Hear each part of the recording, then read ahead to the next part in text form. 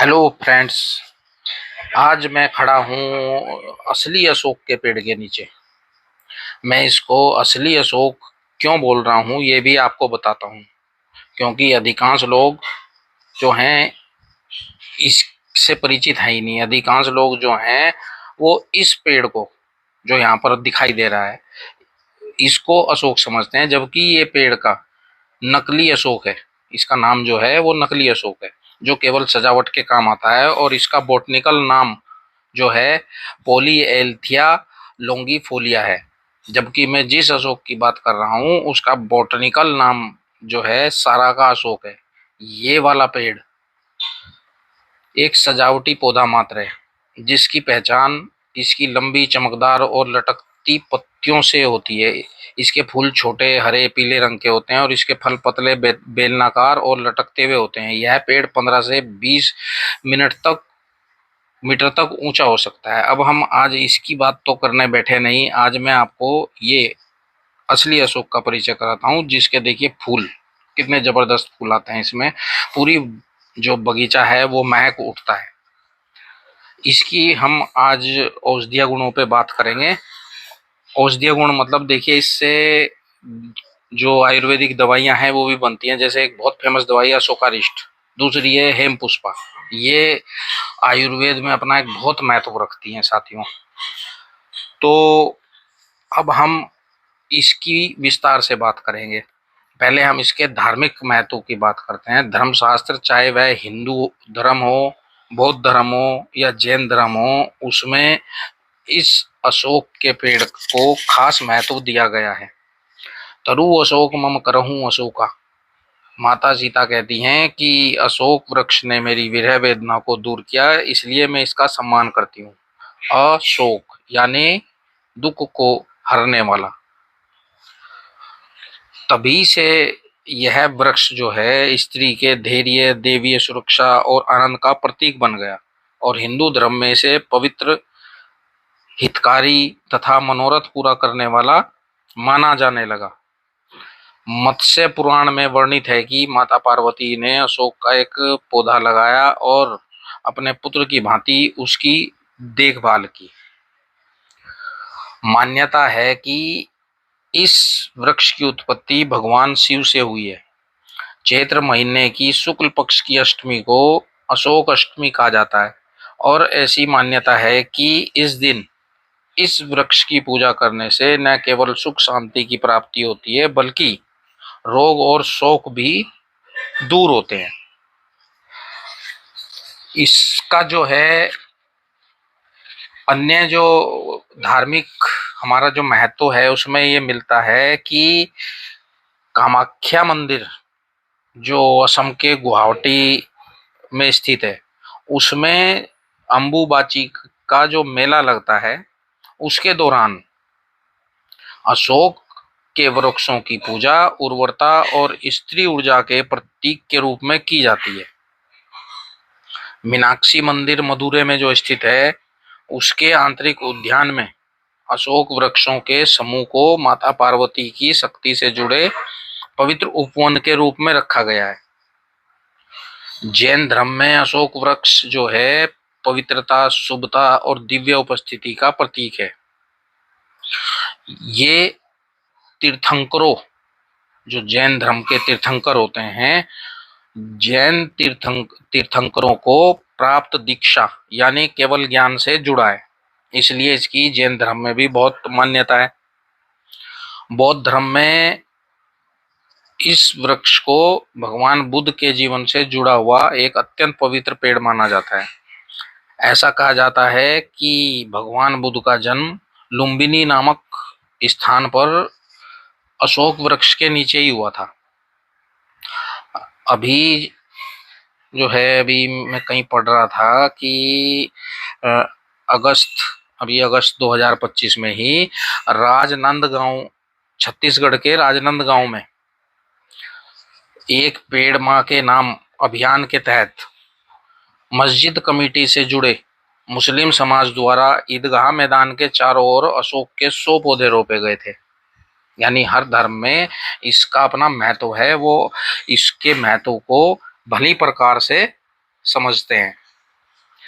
अब साथियों, ये तो था इसका पौराणिक और धार्मिक महत्व। अब इसके औषधीय गुणों की हम बात कर लेते हैं। आयुर्वेद कहता है कि इस वृक्ष के पास महिलाओं की हर समस्या का समाधान है। इस वृक्ष का इस्तेमाल स्त्री रोगों जैसे कि पीसीओडी, ल्यूकेरिया जिसे कि प्रदर्भी कहते हैं, मासिक धर्म की समस्या जैसे कि भारीपन, ऐंठन, अनियमितता या दर्द में बहुतायत से होता है। इसीलिए इसे महिलाओं का मित्र भी कहा गया है। इसके बाद जो है साथियों, इसको नाम विभिन्न नामों से बुलाया जाता है। मैंने इसका बॉटनिकल नाम आपको बता ही दिया। हिंदी में इसको अशोक बोलते हैं और संस्कृत में इसको हेमपुष्प भी कहते हैं। इसकी जो है पेड़ का जो छाल है, जो पत्ते हैं, जो फूल है, जो बीज है, इसकी जो जड़ है, वो सब के सब कोई ना कोई स्वास्थ्य समस्या में काम आते हैं। ये देखिए, इसके पत्ते जो है ये आम की तरह आपको दिखाई दे रहे होंगे यहाँ पर। और इसके जो अभी फूल दिखाए मैंने आपको, ये फूल जो है क्या बोलते हैं इसको, चैत्र के महीने में, फागुन चैत्र यानी फरवरी और मार्च के बीच इसके ये फूल खिलते हैं, जो लाल पीले रंग के होते हैं, बहुत अच्छे लगते हैं। इसका जो मैं बता रहा था प्रयोग जो है इसकी छाल जो होती है मेन उसी का यूज होता है ज्यादातर, मतलब मेन तो नहीं बोल सकते उसको, ज्यादातर इसी का प्रयोग होता है, छाल का ही। इसकी छाल के काढ़े से जो महिलाओं का जो यूट्रस का स्वास्थ्य बहुत अच्छा बना रहता है। यह यूट्रस को मजबूत बनाकर फर्स्ट ग्रेड के यूट्रस प्रोलैप्स को ठीक करने में मदद करता है।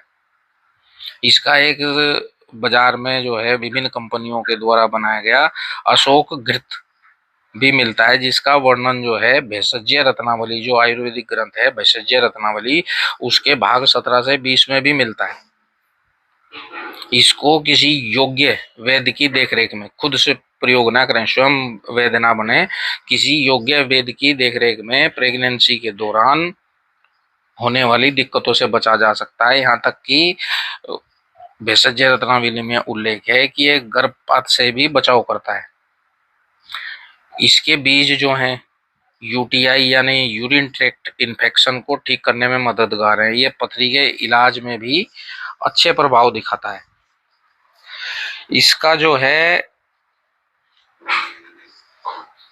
कई चीजें इसकी ये बाजार में भी उपलब्ध है, जिसका मैंने अभी बताया आपको, अशोकारिष्ट। अशोकारिष्ट जो है ये महिलाओं के शारीरिक स्वास्थ्य और हार्मोनल स्वास्थ्य के लिए एक अत्यधिक अनुशंसित आयुर्वेदिक टॉनिक है। ये जो है हार्मोनल बैलेंस प्रदान करता है और प्रजनन स्वास्थ्य में सुधार करता है। इसको वैद्य की सलाह से दिन में 2 बार खाना खाने के बाद 20 से 40 मिलीलीटर संभाग पानी में मिलाकर प्रयोग किया जा सकता है। अशोक घृत जिसका मैंने अभी बताया, उसको भी वैद्यकीय सलाह से